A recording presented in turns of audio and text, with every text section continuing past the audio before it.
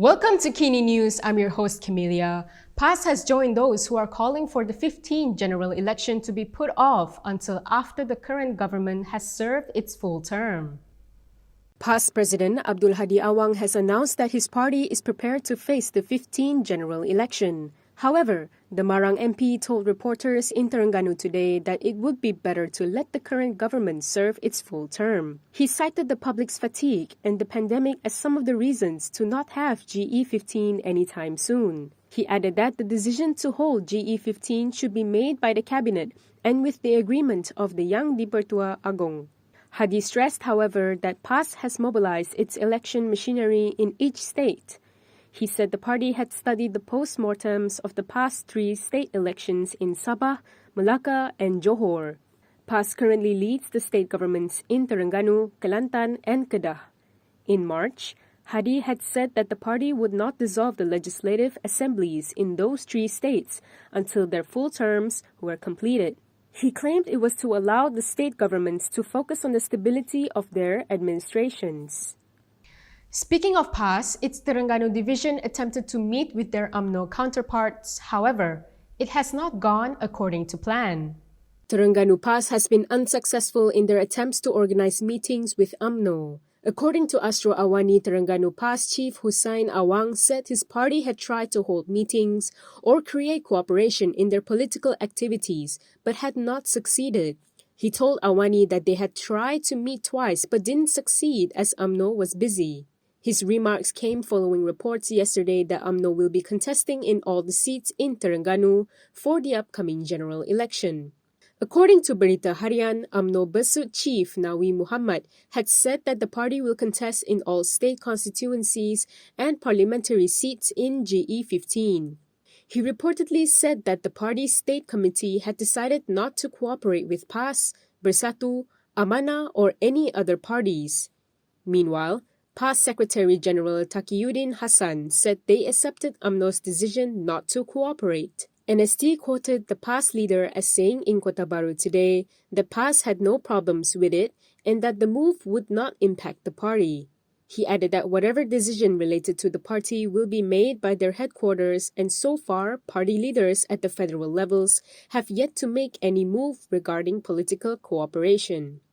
Currently, PAS has a 2/3 majority in the Terengganu Legislative Assembly with 23 seats, while Umno has 10 seats.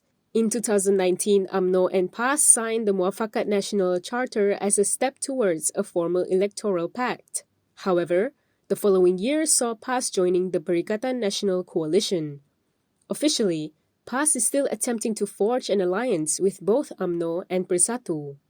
Former Prime Minister Dr. Mahathir Mohamad insists that he made the right decision in terminating Muhammad Apandi Ali's service as the Attorney General. This came following the settlement by Apandi and the government last month. Former Prime Minister Dr. Mahathir Mohamad has expressed regret over the government's decision to reach a settlement in the 2.23 million ringgit suit filed by former Attorney General Muhammad Apandi Ali for wrongful termination. Apandi had filed a suit against Mahathir and the government on October 13, 2020. This was over his alleged unlawful termination as AG during the previous Pakatan Harapan administration in 2018.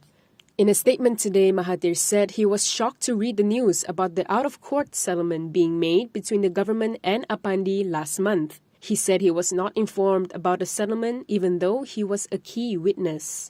Mahathir also maintained that the government followed due process in terminating Apandi's contract as the country's chief legal advisor. He said at that time he felt that Apandi could not act independently as he had been an Umno lawyer for a long time.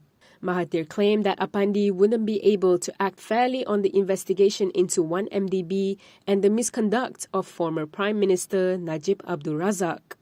He added that he pleaded not guilty and is prepared for Apandi's claims to be tried in court. While not knowing the settlement terms between the government and Apandi, Mahathir said the people have a right to know these terms and questioned how much compensation was made to Apandi.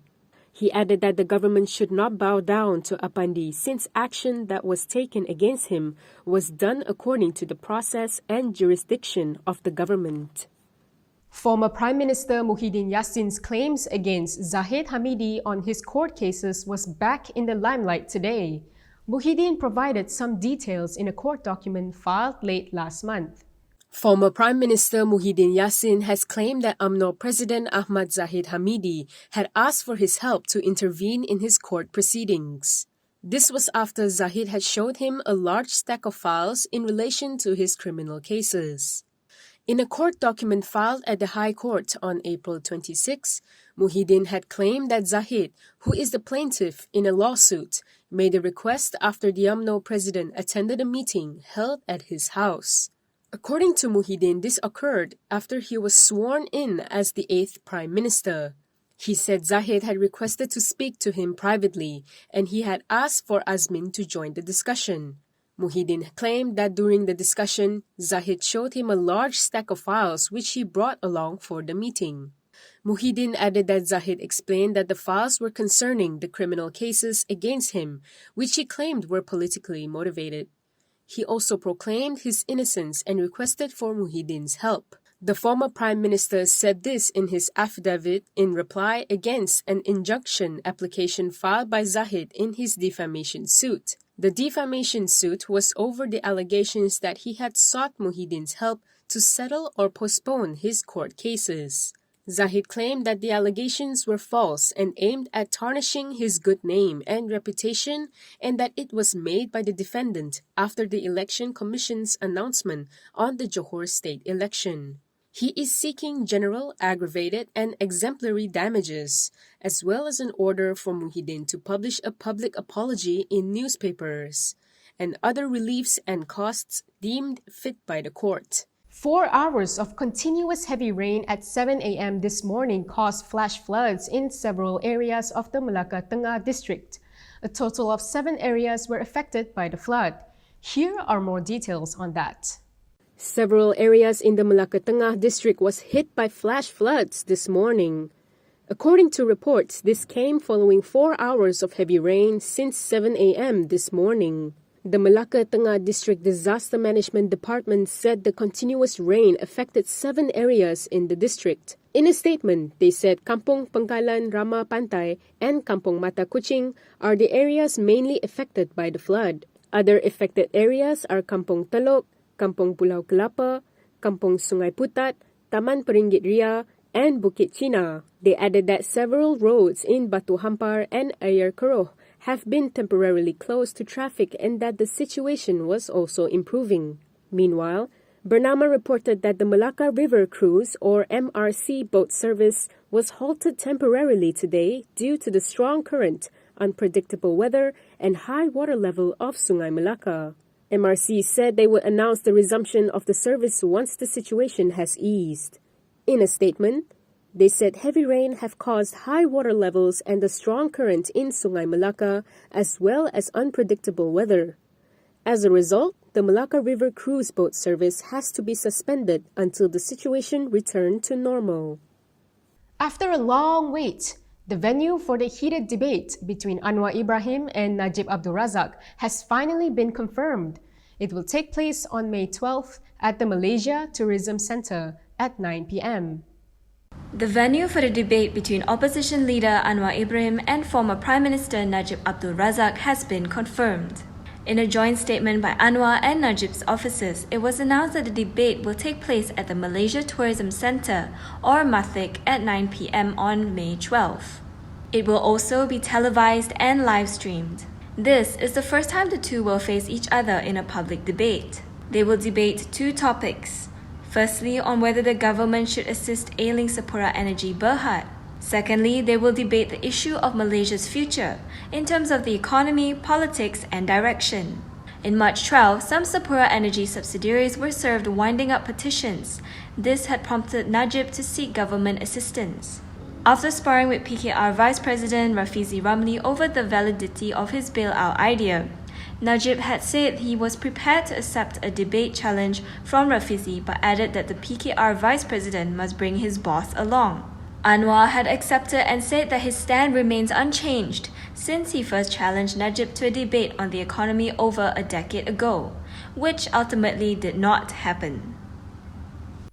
The Sultan of Johor, Sultan Ibrahim Sultan Iskandar, bestowed the state's highest order of chivalry on Singapore Prime Minister Lee Hsien Loong today. This was as a testimony of the long-standing close and strong relations between the two neighbors. Singapore Prime Minister Lee Hsien Loong received Johor's highest state honor from Sultan Ibrahim Sultan Iskandar in a ceremony held at the Istana Besar in Johor Bahru today. Lee was conferred the title of Dato Sri Paduka Mahkota Johor, or SPMJ for short, which means Grand Commander of the Order of the Crown of Johor, First Class. The Order of Chivalry is the oldest order given by any state of Malaysia. Sultan Ibrahim said the conferment of the state's highest award on Lee was a testimony of the long-standing close and strong relations between the two neighbors. Johor had previously also bestowed orders of chivalry on Singapore leaders as a testimony of the warm and close friendship it enjoys with its immediate neighbor. Previous Singapore recipients of the award include former Prime Minister Lee Kuan Yew, former Law Minister E.W. Barker, and former Prime Minister Goh Chok Tong. Meanwhile, Lee's wife, Ho Ching, was the first Singaporean to be conferred the title of Dato Sri Mulia Sultan Ibrahim Johor, or SMIJ for short. Members of the Johor royal family and the royal court, as well as Johor state government representatives, attended the proceedings. And that is all from me today. For more stories, you can go to KiniTV.com. You can also follow us on Instagram, Twitter, YouTube, and Facebook for the latest news updates. If you'd like to support independent media, do consider subscribing to MalaysiaKini.com. I'm Camelia. Thanks for watching.